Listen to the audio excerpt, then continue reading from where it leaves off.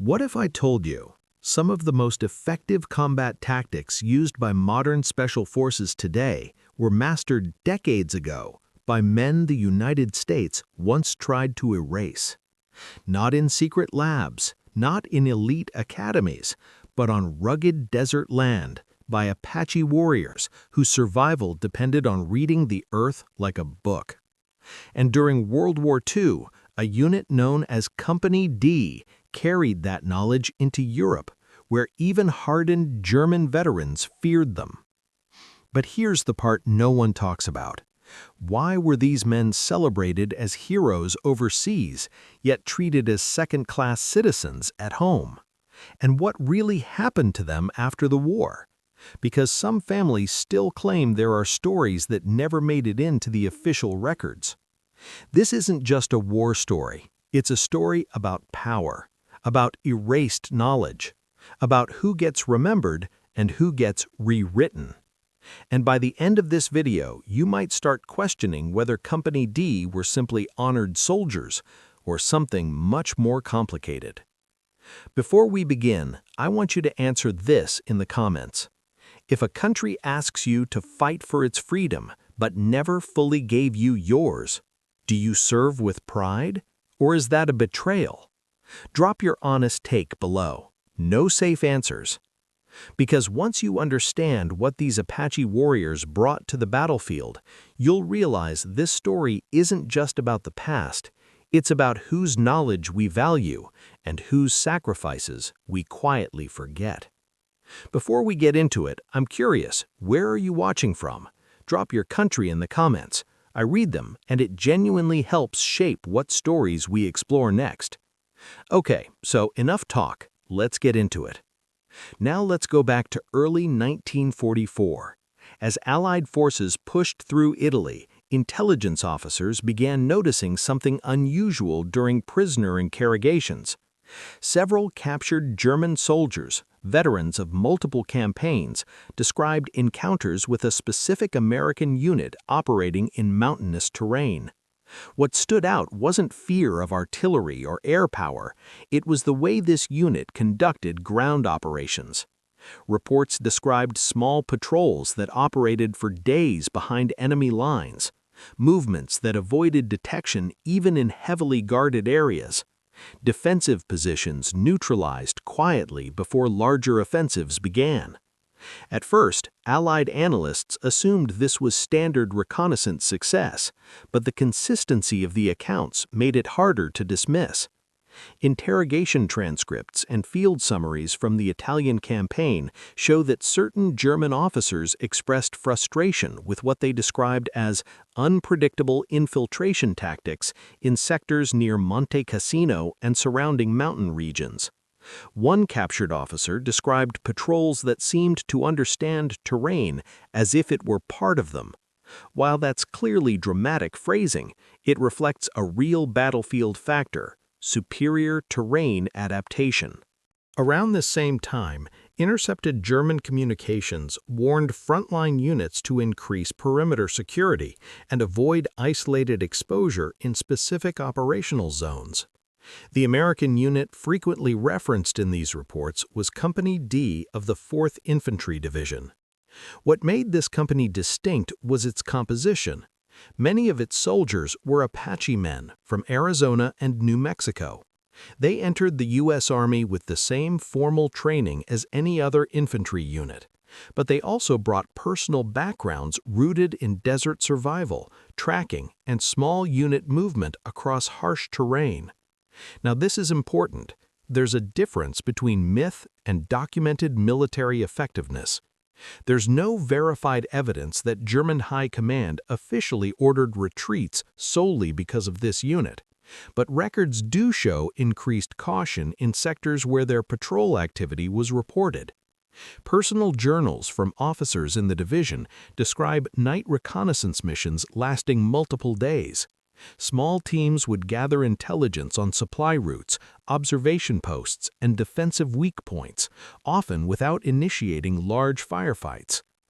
After-action reports from the Italian campaign confirm that certain patrols successfully disrupted forward observation posts before major Allied advances.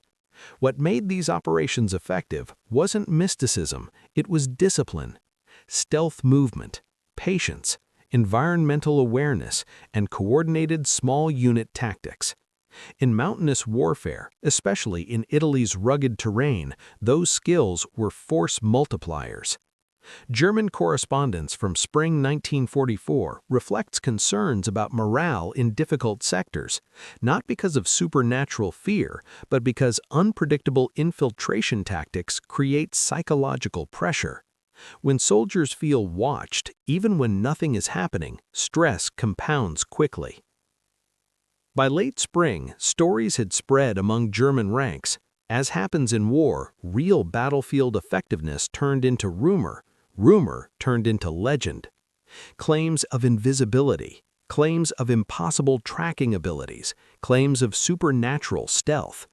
Those stories weren't factual, but they reveal something important. Psychological warfare doesn't always require propaganda. Sometimes performance alone shapes perception. The documented reality is impressive enough. Company D demonstrated exceptional terrain navigation, long-duration patrol endurance, and tactical discipline that amplified the effectiveness of larger Allied operations. No magic, no mythology, just highly trained infantrymen applying both formal military doctrine and personal experience in demanding conditions. And that combination made an impact.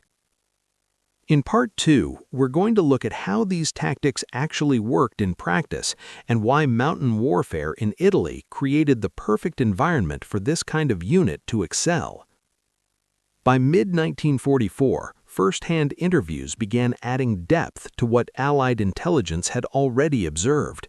One of the most valuable accounts came from Staff Sergeant Daniel Cuccis, a member of Company D who later spoke with Army historians in 1946. Those interviews, preserved in military archives, give us rare insight into how these soldiers understood their own effectiveness. When asked how his patrols managed to move quietly through terrain littered with dry brush and debris, Cuccis rejected the idea that it was anything extraordinary. He described it as training, but not just army training. It was about weight distribution, foot placement, reading the ground before committing to movement, moving deliberately without rushing. He explained that he had learned to track and navigate difficult terrain as a child in the mountains and deserts of the American Southwest. By adulthood, those skills were instinctive. In mountain warfare, especially in Italy's uneven, rocky terrain, that instinct mattered. This wasn't about mysticism. It was about environmental literacy. German forces were trained extensively in maneuver warfare across European terrain, but in steep, broken, mountainous sectors, small unit infiltration could be decisive. Allied intelligence reports from late spring 1944 show that certain German positions were compromised more quickly than expected. In several cases, defensive lines collapsed after reconnaissance units identified weaknesses that larger formations could then exploit. It's important to be precise here. There is no verified evidence that entire sectors were abandoned purely out of fear. However, German field correspondence does indicate heightened caution and morale strain in areas where Allied patrols operated aggressively at night. One frequently cited operation involved a fortified religious complex overlooking a strategic pass. The position had resisted multiple frontal attempts by Allied units. Instead of launching another direct assault, Company D reportedly conducted multi-night reconnaissance. Small teams observed guard rotations, mapped defensive positions, and identified structural vulnerabilities. When the main attack came, it was coordinated and fast, targeting weak points rather than overwhelming force. The success of that operation wasn't mysterious, it was preparation. After-action summaries emphasize intelligence gathering as the decisive factor. The infiltration phase allowed the main force to strike efficiently, reducing prolonged engagement. German archival materials captured in 1945 include attempts to analyze these infiltration patterns. Analysts tried categorizing them within standard military doctrine, focusing on counter-scout measures and increased perimeter security. What they struggled with was adaptability. Traditional doctrine emphasized holding fixed defensive lines, but small reconnaissance units that prioritized mobility and unpredictability made static defenses harder to rely on. This wasn't unique to Company D. Many elite units in World War II operated this way, but terrain specialization amplified their effectiveness.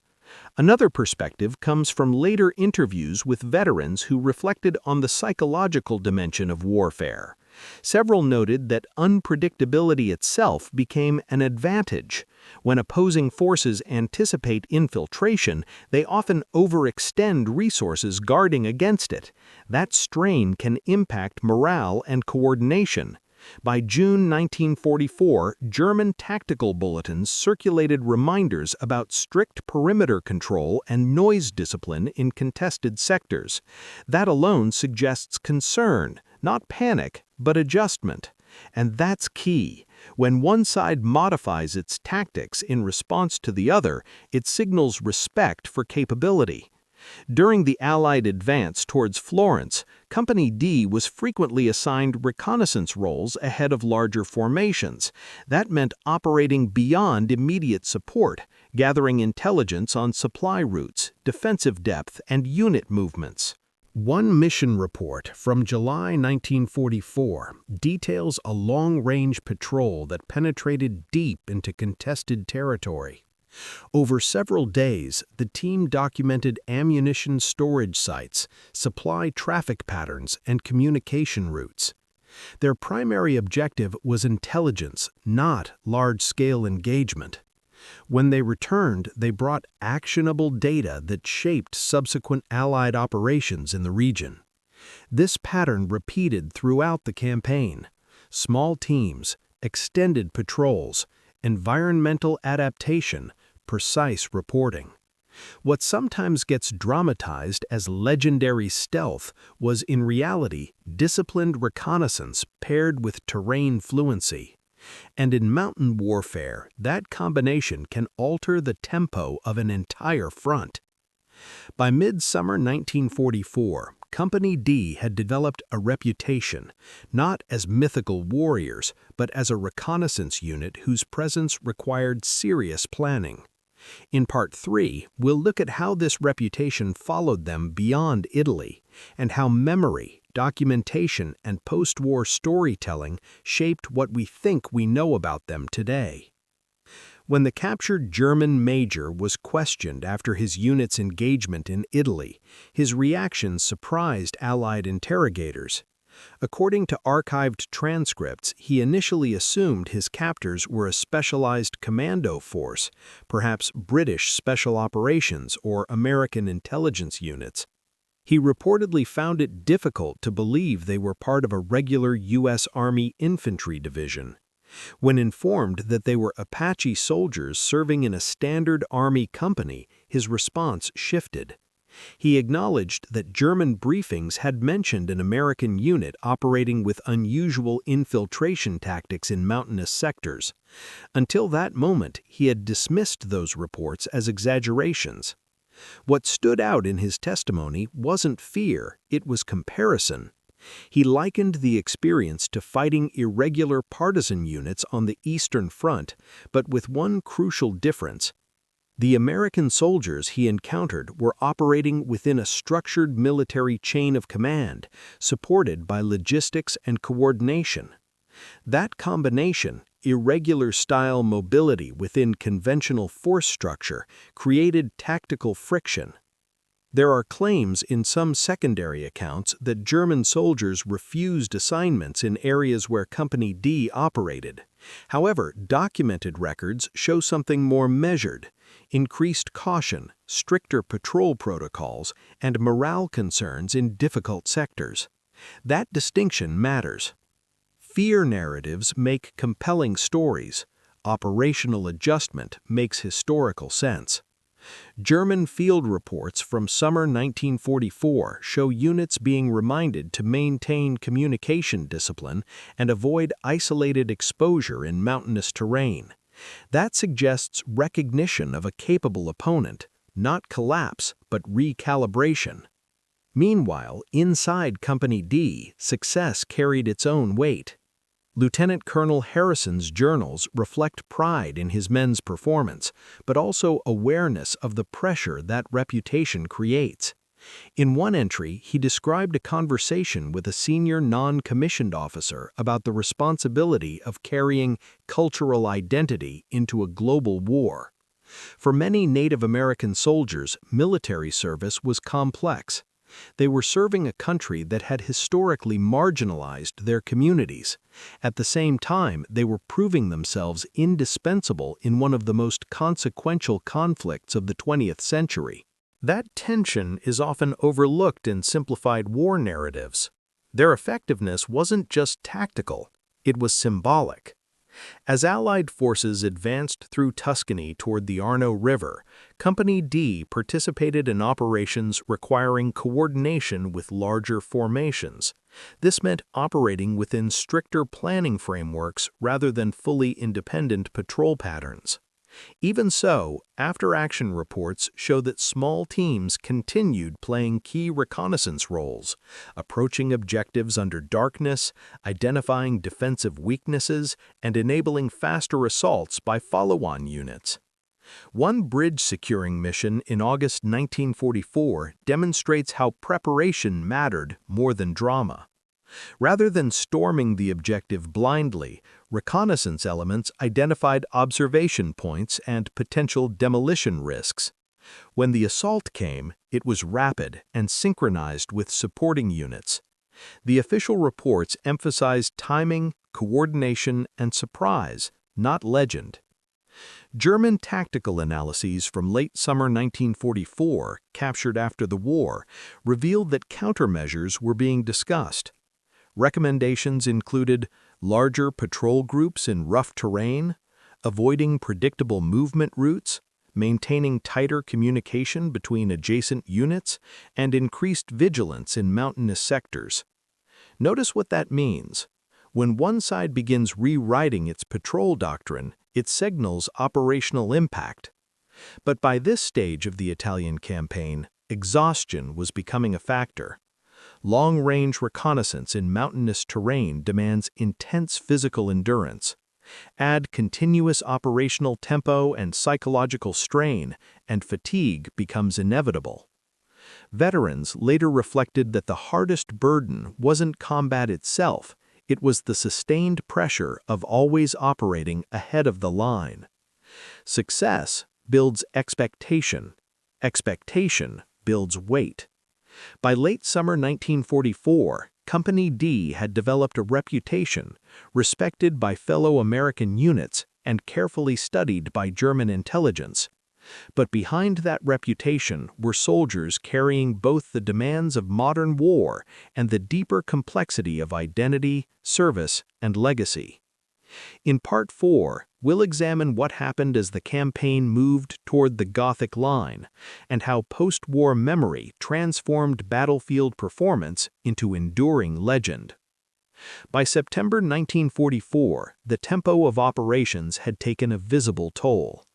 Several members of Company D were rotated out of forward sectors for rest. Officially, it was routine personnel management. In reality, extended reconnaissance operations in mountainous terrain are physically and mentally draining, especially when conducted for months at a time. Post-war interviews with veterans reflect something common across many World War II units: sustained hypervigilance. Some soldiers described difficulty sleeping. Others spoke about remaining on edge even in rear areas. The habits that kept them alive near the front, constant awareness, rapid reaction, light sleep, don't simply switch off. Today, we would recognize many of these reactions as combat stress responses. At the time, the Army had limited frameworks for understanding or treating them. What's important is this: their effectiveness came at a cost, and that cost was human. German medical and personnel reports from late 1944 also reflect widespread combat fatigue across multiple fronts, Italy included. Mountain warfare, shifting defensive lines, and continuous Allied pressure created strain on units already stretched thin. There are accounts of platoons being withdrawn after severe engagements in difficult terrain, but it's crucial not to isolate those experiences to a single opposing unit. By autumn 1944, morale and exhaustion were affecting forces on both sides of the Italian front. War in mountains is relentless. Visibility is limited. Supply lines are fragile. Uncertainty is constant. By the time Allied forces approached the Gothic Line, Company D had earned a reputation for disciplined reconnaissance and adaptability. That reputation alone shaped expectations among American units working alongside them and German units opposing them. But reputation can create pressure. Lieutenant Colonel Harrison's later reflections suggest he was aware that his men were carrying more than tactical responsibility. They were carrying identity into combat. For many Native American soldiers, service in World War II existed within a complicated national history. They were defending a country that had not always defended them, and yet they served with distinction. Some veterans later spoke about that dual reality, pride in performance, but also awareness of historical contradiction. By winter 1944, Company D was reassigned away from the most forward reconnaissance roles. This wasn't unusual. Units rotated, restructured, and redistributed responsibilities as operational needs shifted. But the move also gave the men time to decompress. During early 1945, several soldiers participated in historical interviews. These conversations provide rare insight into how they understood their role. Some described drawing strength from cultural teachings passed down through generations, not as mysticism, but as discipline, focus, and respect for responsibility. Others reflected on the emotional complexity of fighting a war far from home, in terrain unrelated to their own ancestral lands. They were professional soldiers. They fulfilled their mission, but they also carried personal histories that extended beyond the uniform. One veteran summarized it in a way that resonates even today. A warrior's skill is only one part of the story. The harder challenge is returning home and redefining purpose once the mission ends. By early 1945, as the European War neared its conclusion, Company D's most intense operations were behind them. Their legacy, however, was just beginning. In the years after the war, memory would shape narrative. Narrative would shape legend, and legend would sometimes blur the line between documented achievement and myth. In Part 5, we'll examine what can be confirmed through military records and what likely evolved through retelling over decades. And when the war in Europe ended in May 1945, Company D was still stationed in Italy. There were no headlines about them, no coordinated public ceremony. Like many specialized units, they were reassigned and gradually dispersed rather than celebrated as a single group. That in itself wasn't unusual. What makes their story complex is the broader context in which they served. The same United States government that relied on Native American soldiers during World War II had, in earlier generations, pursued policies that restricted tribal sovereignty and suppressed cultural practices. By the 1940s, many Native communities were still navigating the consequences of those earlier policies. So service carried layered meaning. For many Native American veterans across all branches of the military, not just Company D, Wartime service became a source of pride, but also part of a larger, unfinished national conversation. After returning home, soldiers faced the same challenge experienced by millions of World War II veterans: reintegration. The transition from high-intensity combat to civilian life is rarely simple. In the 1940s, there was little structured psychological support. Combat fatigue was poorly understood. Trauma was often unspoken. Some veterans adapted quickly. Others struggled quietly. That pattern was not unique to one unit or one background. It was widespread across the generation. In the decades following the war, references to Native American contributions in the Italian campaign appeared in military histories, but rarely in depth. Like many smaller units, Company D did not become a household name. Only later, as archives were opened and historians revisited overlooked stories, did greater attention begin to emerge around Indigenous service in World War II more broadly. And here's where we have to separate myth from documentation again. There are accounts from post-war interviews in which German veterans recall difficult mountain engagements and the stress of unpredictable reconnaissance tactics. But historians caution against isolating those memories to a single opponent. The Italian campaign was exhausting on all sides. Mountain warfare created constant uncertainty. By 1944, fatigue was widespread across German formations. Memory, especially decades later, tends to amplify what felt intense at the time. What remains firmly documented is this: Company D demonstrated strong reconnaissance performance. They adapted effectively to mountainous terrain. They operated within conventional U.S. Army structure while bringing personal environmental familiarity to their assignments. That combination mattered. But perhaps the most important part of the story isn't tactical, it's human. These soldiers carried cultural identity into a global conflict. They fulfilled their duty within a military system that had not always treated their communities equitably. And they returned home to a country still evolving in how it recognized Indigenous service. Today, recognition of Native American contributions to World War II has grown significantly.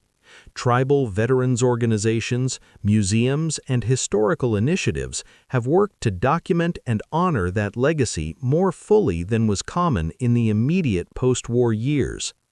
Company D's story sits within that broader narrative, not as myth, not as supernatural legend, not as a force that single-handedly altered the war, but as an example of how diverse backgrounds, when combined with disciplined training, can shape battlefield performance in meaningful ways. And maybe that's the real takeaway. War often compresses identity into uniform and rank. History, when told carefully, restores the layers. If this story added something new to your understanding of World War II, let me know where you're watching from and what overlooked chapter you think deserves deeper exploration next. The legacy of Company D is difficult to measure in simple terms. Modern military doctrine emphasizes mobility, adaptability, terrain awareness, and small unit coordination, principles that proved decisive in many theaters of World War II. Company D operated within that evolving tactical landscape and demonstrated how environmental fluency could amplify conventional strategy. But it would be inaccurate to claim they invented these methods, or that modern special operations trace directly to one unit. Warfare evolves through many influences over time. What makes Company D significant is not myth, but contrast.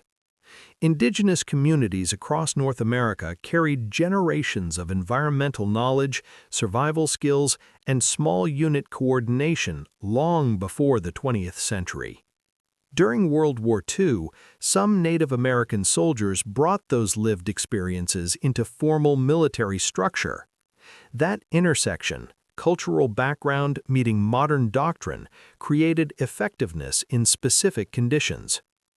And it forces an uncomfortable but important historical reflection. The United States, like many nations, has chapters in its past involving policies that restricted Native sovereignty and suppressed cultural practices. Yet Native American soldiers volunteered and served in high numbers during World War II. Their service was not symbolic, it was operational, it was measurable, and it mattered. After the war, recognition of Indigenous contributions was gradual rather than immediate.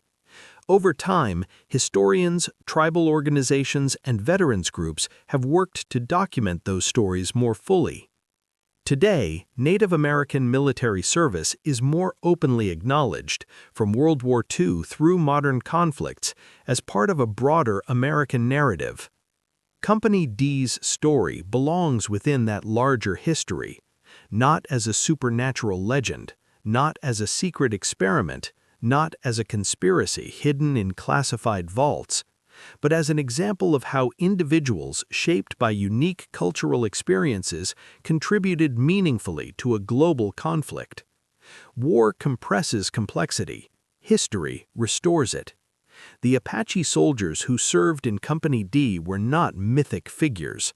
They were disciplined infantrymen. They endured fatigue. They carried pride. They navigated contradiction. And they did their duty under difficult conditions. Their legacy is not that they terrified an entire army. It's that they proved adaptability, discipline, and identity can coexist within service. And maybe that's the real takeaway. When we revisit overlooked chapters of history, we're not searching for ghosts or secrets, we're asking better questions. Whose contributions were minimized? What narratives became dominant? How does recognition evolve over time? If this story expanded your understanding of the Italian campaign or of Native American service in World War II, let me know your thoughts in the comments. History isn't static. It becomes clearer the more carefully we examine it, and there are always more chapters worth uncovering. So now you know the story. Apache warriors fighting in Europe, masters of stealth, masters of terrain, men feared by enemy soldiers, yet barely remembered by history. But here's what I want you to sit with. If Company D had been made up of soldiers from a different background, would their story be in every textbook? Would there be movies about them, statues, national holidays? Or was their legacy quietly folded into military innovation and left at that? History doesn't just record events, it chooses which stories to amplify and which ones to fade. So here's what I need you to tell me in the comments. Do you believe Company D was truly honored or quietly used? No middle ground. Pick a side. Defend your answer. And if you've made it this far, type one word in the comments. Remember. Let's see how many people actually stayed until the end. Because stories like this only survive if people choose to remember them. And if this one hit you, share it. Let more people decide for themselves. I'll see you in the next one.